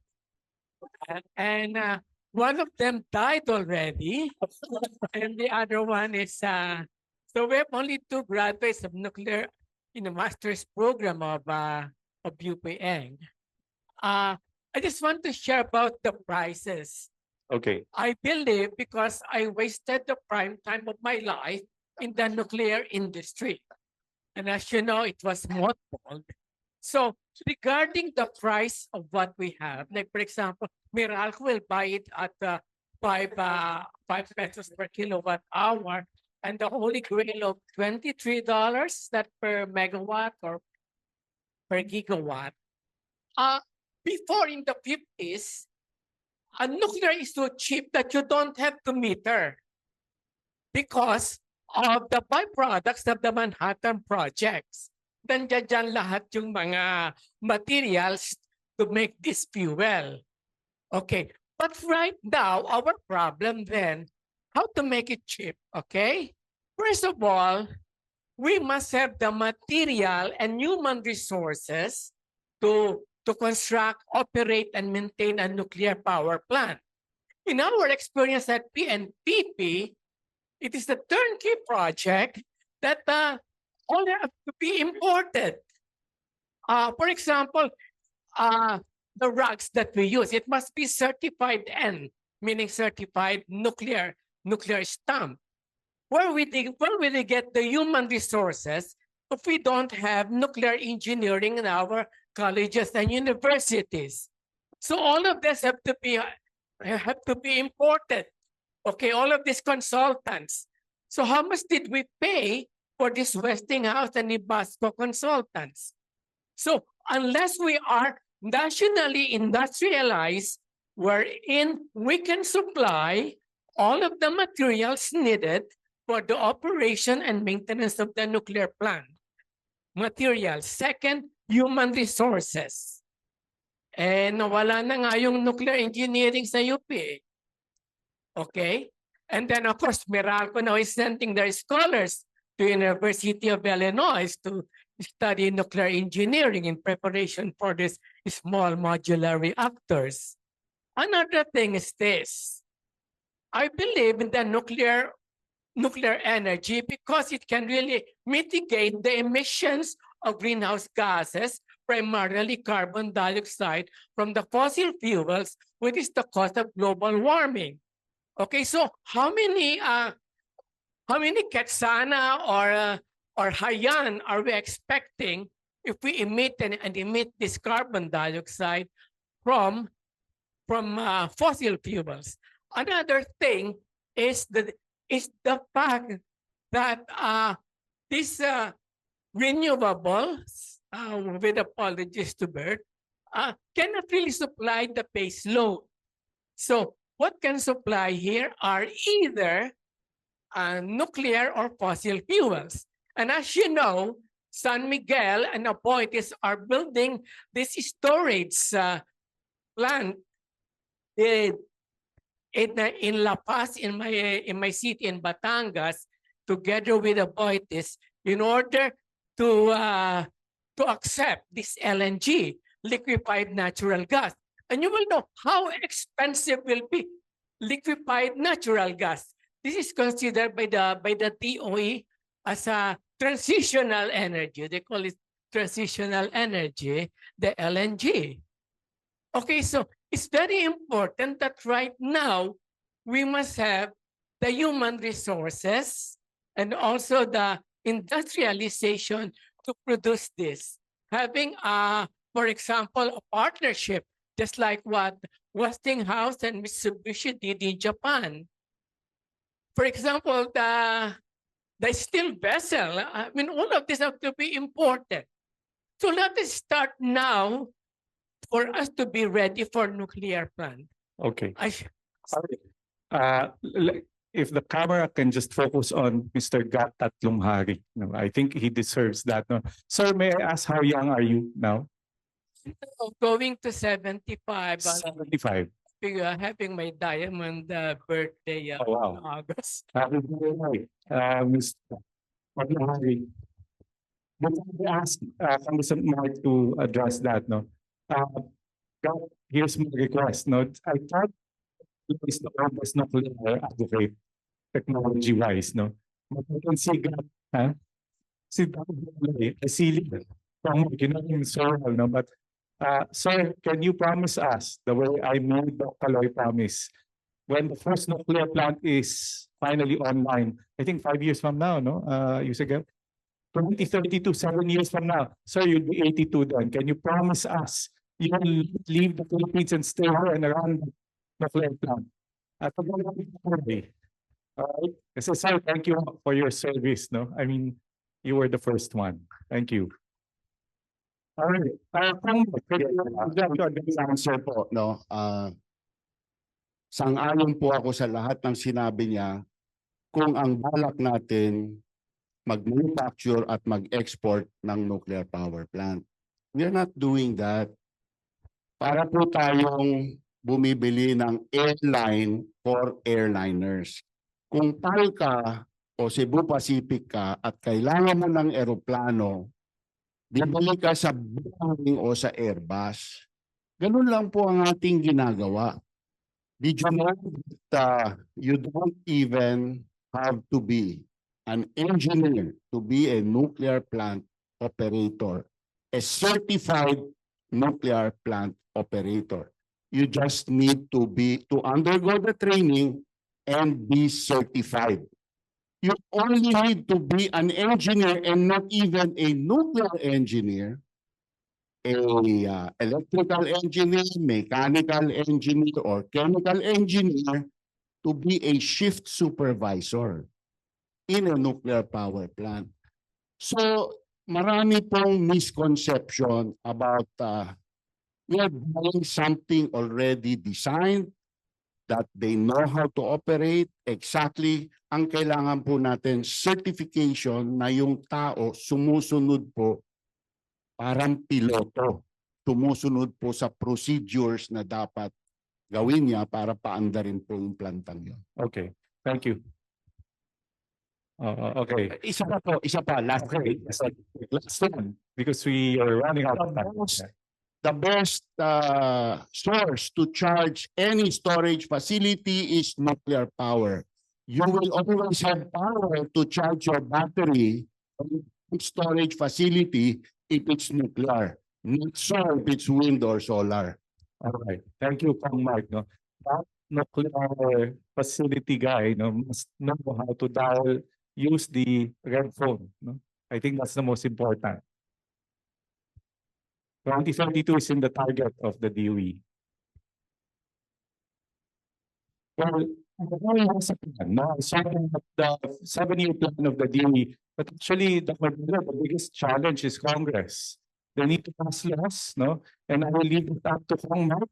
In fact, it's 280 congressmen. In fact, po, October of 2023, pumasa sa House ang nuclear regulatory bill creating the PhilAtom. Nasa Senado po yan since October of 2023.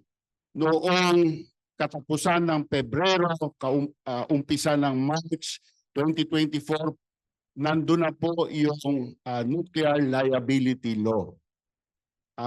They lack the sense of urgency. That's why you need to be activist. Okay. With the new Congress coming in. If it's not finished by the end of June, we have 4 session weeks to go, right? So they can pass it, but Okay. Thank you, Kong Mark. Before I call on that, and I think I will give him the final time. I see that Constantino, he's been an advocate of renewal. So, Red, would you like to say a few words? Just share. We have a microphone for Red. Matagal ko na ho nakakasama si Red sa aming mga ikot on RE. Yes, sir. I was just expecting a discussion on the power system. I saw at the beginning that, in fairness, let's honor Sir Ruping. Because the second Ruping Alonso lecture was nuclear. And we're still discussing nuclear when, whether you're in favor or not is not even the question. Right. Right now, what you said was 13 to 15 years of data, it showed that we have excess baseload capacity that's probably creating problems for a lot of the baseload plants. Nobody said from anyone that we shouldn't have more power. The right kind, including forecasted demand. Right. Because there was an interaction already after Mr. Delusong between Eric and Yusek Guevara. Excellent. I thought from Yusek Guevara, we would go straight into that kind of planning. Whether you're for nuclear or not, that's not the, I thought that wasn't the question. So, bitin pa rin po ako ngayon, Jim. Because I'm the second grouping, and I said, we're back to nuclear. I thought this is going to be different. But anyway, yes, and okay, so we'll stop this side already, and I'll give the floor now to, definitely I'll give the last chance for Bert, and we're on the left side. Okay, anyway, power systems, RE, intermittents, over baseload, and that's the reason why Bert has been saying, stop building coal plants, you're over baseload already. Okay, you did not say that. Thank you, sir. Bitin din ako sa discussion, to be honest, and I think there's much to share. But I'll try to distill this, again, outside of nuclear, which is 7 to 15 years from now. But we have actually an imminent issue. As we all know, in the last 3 to 4 years, very tight yung supply-demand.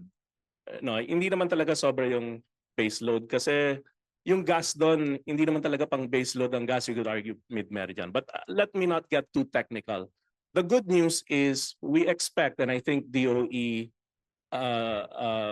acknowledges this, that in the next couple of years, this year and next year, I think thanks to the baseload plants that other players like San Miguel are building, okay tayo. Kasi mag-a-add ng, from a capacity perspective, yung presyo is another question altogether. But from a supply perspective, with the addition of 1.2 gigawatts of gas, and some coal, masakit man sa puso ko yung coal, but it helps the system reliability and supply. But given how our demand, our GDP and electricity demand, halos 1-to-1 correspondence yan, 5 to 6% per annum, baka 2 taon lang ubos na yung additional supply kasi we're also paying for the backlog. So I think now si Yusek Gev says when they count, DOE counts, and we're counting as well, how many renewables are coming in. I think proudly nagsasabi ang DOE na may mga 5 to 6 gigawatts, hindi ba, more or less, no, of mostly solar coming in. That may be good news on paper, but again, you have to divide it by 5. That's like a 1 gigawatt worth of coal. Pero hindi ganun kasimple yon. In fact, I mentioned to Yusek Gev and DOE, I'm actually worried. I'm both excited that there's more renewables, but I'm worried for the grid. Because if we do not, ang solar para yung kotse na tumatakbo lang kung solar powered during the day lang. So magta-traffic sa daan, wala na nga tayong, kapos na nga tayo sa transmission, lalagyan pa natin ng maraming solar when the sun is not shining. Tapos sa gabi, as Kong Mark said, wala namang solar. So to us, our plea really is for the DOE, our regulators, our policymakers to accelerate. Yes, pumped hydro will help over time, but pumped hydro, I'm sorry, but matagal-tagal pa yan. It will take time to build 4 years. Easily 4, 5 years, 6 years. So Australia, we're in Australia. The pumped hydro there, they say 4, 5 years. 10 years na ngayon, wala pa rin. There are issues and so forth. So wag tayo mag-depend masyado. We have an imminent issue in the next 3 to 4 years. We need to accelerate the scale up. The good news is battery storage has become cheaper and it's fast to deploy. Right? Yan ang short to medium term solution to complement all of these solar intermittent renewables coming in. And that could buy us another 2027, 28 para makahinga tayo. But solar in and of itself is not the solution. Kudos to DOE in this upcoming green energy auction. Ang pinapabid na mostly, hopefully, is IRES, Integrated Renewables and Energy Storage System, which is really solar with battery storage behind the meter. Integrated siya. So efficient siya, hindi siya magbablock, hindi siya magka-curtail or magsisikip sa grid. No? So I think that's the solution. We have the elements, but I think we need to think about this systematically. It takes about 3 to 4 years to build a thermal plant. So we need to see in the next couple of years that the next scale plant, whether it's gas or coal, we can't be too choosy, kasi nga imperfect yung dalawang yan. But we need to complement this with more reliable renewables as well. So again, to us, it's not one or the other. We cannot say stop building coal plants. That's for the market to dictate, right? And DOE has a policy on that. We cannot say stop building gas plants. That's for the market to dictate. We cannot say stop building solar and wind and battery storage. No. Let everyone, fix its spot. Now, the last thing I'd like to say is on the offtake. We've talked about offtake, but we are missing one important point, which is anchored in the principle of EPIRA. That is retail competition and open access. I think this is the elephant in the room that hardly anybody raises. Okay? Did you know that in Australia, US, Singapore, UK, etc., it's open and competitive selection down to the household level. If you have a house and you're paying electricity, you're not buying from Meralco. You have the power of choice. Okay, may competition. Right? Yung sinasabi, Meralco bumibili ng mahal na coal, etc. No, in the US, Australia, UK, you as a little customer has the power of choice. Guess what? That is the design of our COA. Now, if 100% of the customers or the system migrates to that open and competitive market, because in our design, the DU, Meralco, is the de facto, walang forcing mechanism kasi pinigil yan ng Supreme Court, etc. Before yung design ng EPIRA, dapat yung design ng ERC, ifo-force yung customers out of Meralco, Veco, etc. Mamili kayo ng supplier nyo. Pinastop yan, ginawang voluntary. So it's incumbent on us, the retail suppliers, to seek out customers, consumers, down to the household level. It wasn't possible until now. The good news is ERC finally, together with DOE, are now letting the system implement what we call retail aggregation. Retail aggregation is, kung dati kasi kailangan 500 kilowatts ang konsumo mo. Meron ka bang 500 na aircon sa bahay? Wala, di ba? Siguro isa lang kung swerte ka. So, if you're a household, you cannot pick Ace and Res or Aboitiz or San Miguel Res, retail electricity supplier. But now you can, because we can aggregate all of you, these small households, as long as umabot kami ng 500 kilowatts, 500 customers of 1 kilowatt peak, pwede ka nang bumili ng competitive priced energy. Kung gusto mo ng renewables, you can buy from that, etc. You cannot do that if you're buying from Meralco or other DUs. So you have the power of choice. That's beginning. Now, we have the rules, no? Yeah, but the rules are there, Doc. Yeah, okay. yes, and now we have, I agree, Prof, but the barrier here may be not Meralco, no, but the DUs, other DUs, right? Or the cooperatives, because you need their cooperation. You need to install, correct, the digital meters. Yeah.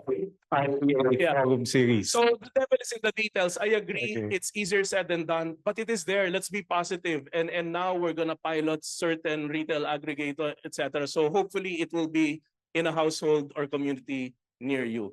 But that's a very important thing. But that has implications on enabling these big plants. Sino ngayon yung bebentahan? 'Di ba, Meralco? Paano kung lahat na nasa open competition? We have to think in an integrated way. We need to understand EPIRA in its totality. That's all I'm saying. Okay. That's it. Thank you, Eric. Huwag kang mag-alala, Eric. All right. Let's address this issue. No? Power systems, balance, base load, intermittence, more renewables. What's the balance? No? Yes, Red, but please allow me to make certain comments. No, first statements to Congressman Mark. First time to see you, sir, face to face. Happy to do that. Sir, I reminded you that my father worked for you at the Philippine Bank of Commerce. Oh, wow. Okay. Today, I commit to you in front of everyone that if there's any way for me to help you realize your vision, I would be willing to work for you. Okay. Pro bono, sir. Pro bono. No? Professor Philip, I guarantee to you that I approve nuclear. I'm a mechanical engineer. I know Tatlong Hari is my friend. I approve. If you want, to explain what it is, etc., the truth about nuclear, I'm willing to help you. By the way, sir, nung araw, I worked with Linda Medalla at yes. That's why I mentioned it, sir. Anyway, Okay. now addressing I came here because, and I'm happy a lot of young people are here, because I want intelligent discussion and debate. I think that's what we're having, diba? That I don't agree with Congressman Cojuangco. He doesn't agree with me, but we are having a fruitful discussion. And I just told him, I want him, if there's any way I can help him realize his vision, I will. Because I know that I'm a energy planner po eh. If you want to see how your vision will fit into the reality of the system, I can make that happen. The reality, as I've said, is too much base load. And by that, I didn't mean I'm opposed to the coal or the gas. No, I'm just saying, as an energy planner, there's too much base load. That's why we have those annual red and yellow alerts. Let's address it before we think of the longer term. Kasi we build and build, we never address the root cause. Now, why do you say there's too much? What's the basis of that statement? Look at the simple explanation that I did. I showed you the annual load variability. I showed you the capacity of base load almost equal to the peak. Almost equal to the peak. And what do you do when it's the demand is 7,000 instead of 13,000? Then all of those baseload plants will have to ramp down. No, that is the reality. I'd like to help you, sir, with your vision, but today, that is the reality. I'm happy that there are a lot of students here. Paki-fact check nyo nga po kaming lahat. And then, sabi, yung gas mid-merit yan eh. Pwedeng base load, pwedeng base. Look at the actual operation. You know the slides I have, 99 po yun. 40 lang yung pinakita. All the rest are operations of power plants in the Philippines. You can see, mid-merit ba yung coal, base load ba yung gas, or whatever. You'll find walang base load. Lahat mid-merit. Kasi nga sobre. Kasi the actual operation is, there is no power plant operating purely as a base load power plant. All of them operate as mid-merit, load following, whatever, because of the nature of our power system. Luma na. Sir, pag tingnan niyo po yung mga slides, yung luma at bago, pareho lang yung outage. Pareho lang. Anyway, they can fact check. They can fact check. Now, ang sinasabi is nuclear. Like I said, I am not opposed to nuclear. I am not opposed to coal. In fact, today, maybe my friend Red will say, oh, Bert, di ko alam na you're working on a mine-mouth power plant in northern Luzon. I am, because I am for indigenous, according to EPIRA. No? So I'm not opposed. When I said it's the baseload plants that are failing, I say that because it is the baseload plants that are failing. And there's too much. It's too Okay. Having said that. Okay. Sige. Finally. That's all I'm saying. We fact check everything. Now, nuclear. Remember, I'm not opposed to nuclear, but I like to look at the numbers. In your slides, you will see, ano ba ang nuclear generation ng US, which has the most nuclear generation? France, which has the highest share? China, well, we always take note of China because it's China and the world. Ano yon? Today, yung US and the world, sir, Kong, ang gusto ko pong sabihin, stagnant yung kanilang generation. Teka muna po. France, declining. You look at, sir, kung mali po ako, malalaman ng mga estudyante. Malalaman. Sabi lang sa akin kung mali. Okay. Okay. Finally, China. Okay. Kasi pataas din yung nuclear ng China, pero mas mabilis yung solar and wind ng China. And by the way, coal naman talaga yung sa China. So, fact check us. Everything we said. No? Fact, I challenge everyone.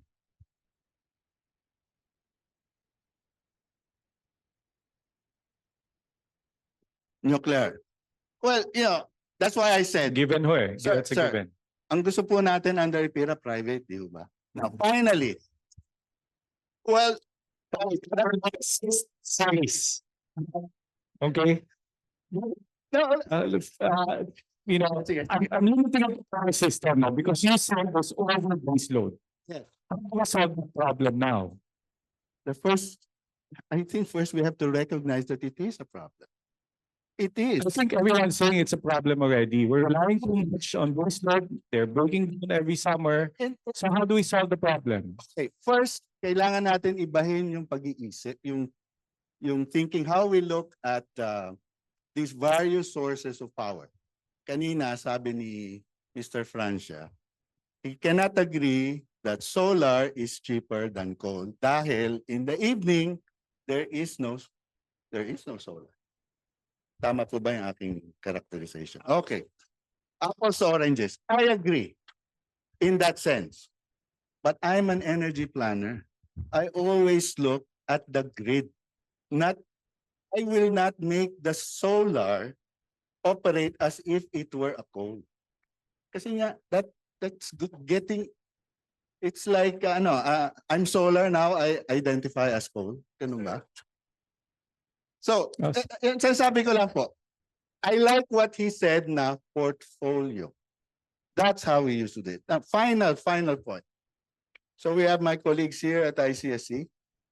May model po sila eh. Kami, I'm part of that group. And long-term energy supply model. My personal view is, nandiyan si Boss Romil, dapat i-open source natin, Boss Romil, para lahat.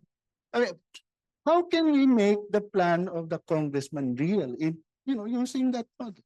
How can we consider all of these scenarios? No?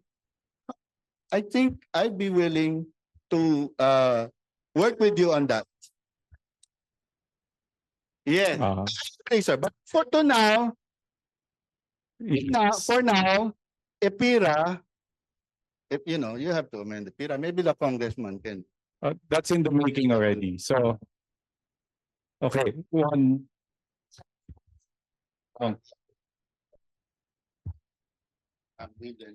Hindi po variable yan. Sporadic yan and erratic.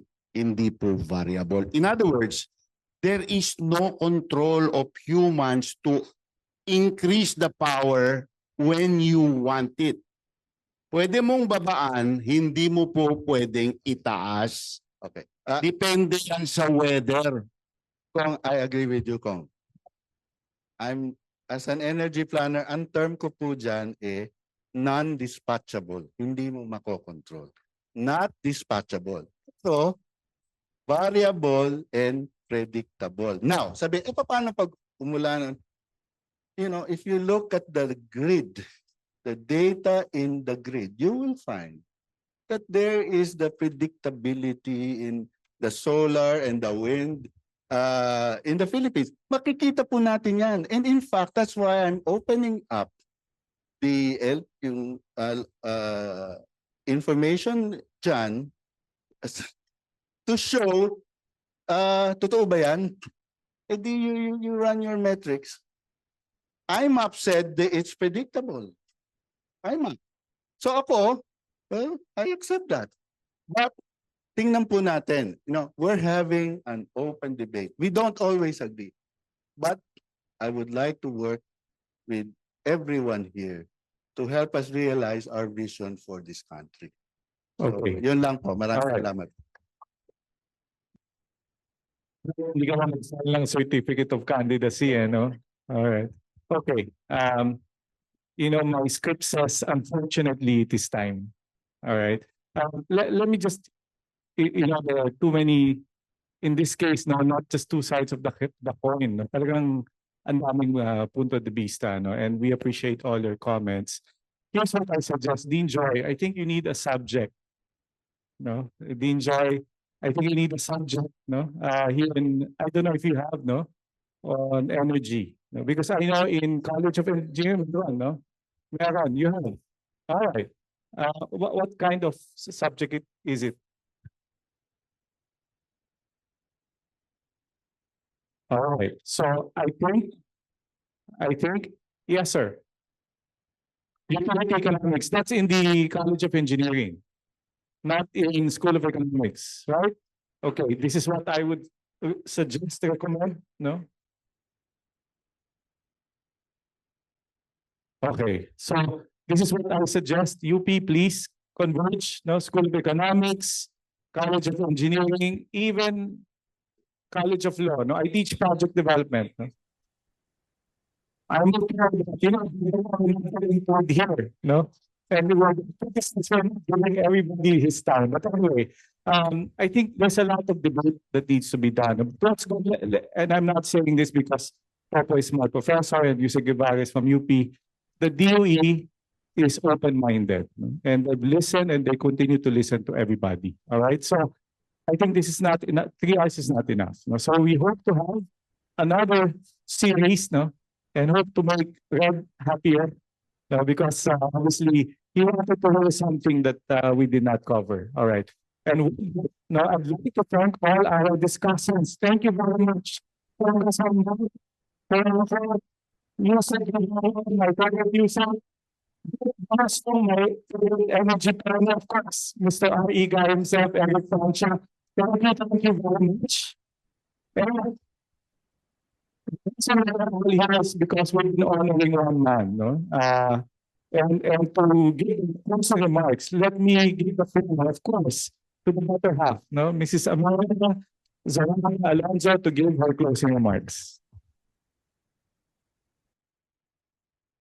First and foremost, I would like to reiterate what Attorney Layug said, thanking our speakers and panelists who really contributed so much in adding to the discourse on this afternoon's theme of the energy trilemma analysis of the Philippine situation, which is the third Roberto P. Alonzo Memorial Lecture Series. So it has been very illuminating and even scintillating to listen to all the issues and facts and figures that were thrown out today. So I have the honor of closing this symposium, but I cannot do that until I reiterate my heartfelt gratitude to three persons: Wanjing Pakani, to Paquito Yanesa, and to Nonoy Oplas, who sparked the life to this memorial lecture series that honors my late husband. And I have to say, the Dean of the UP School of Economics, who wholeheartedly supported this efforts of the PDE alumni led by these three gentlemen to really preserve or keep the flame of love of Ruping, which he manifested during his lifetime, for the love of this, for his love for this country. And Dean Joy, I don't know how to thank you for supporting this effort. And again, thank you very much to our speakers and panelists. Attorney Jay, on to the fourth memorial lecture. So we're also doing a survey form for the lecture. So you may scan the QR code to give us feedback for this event.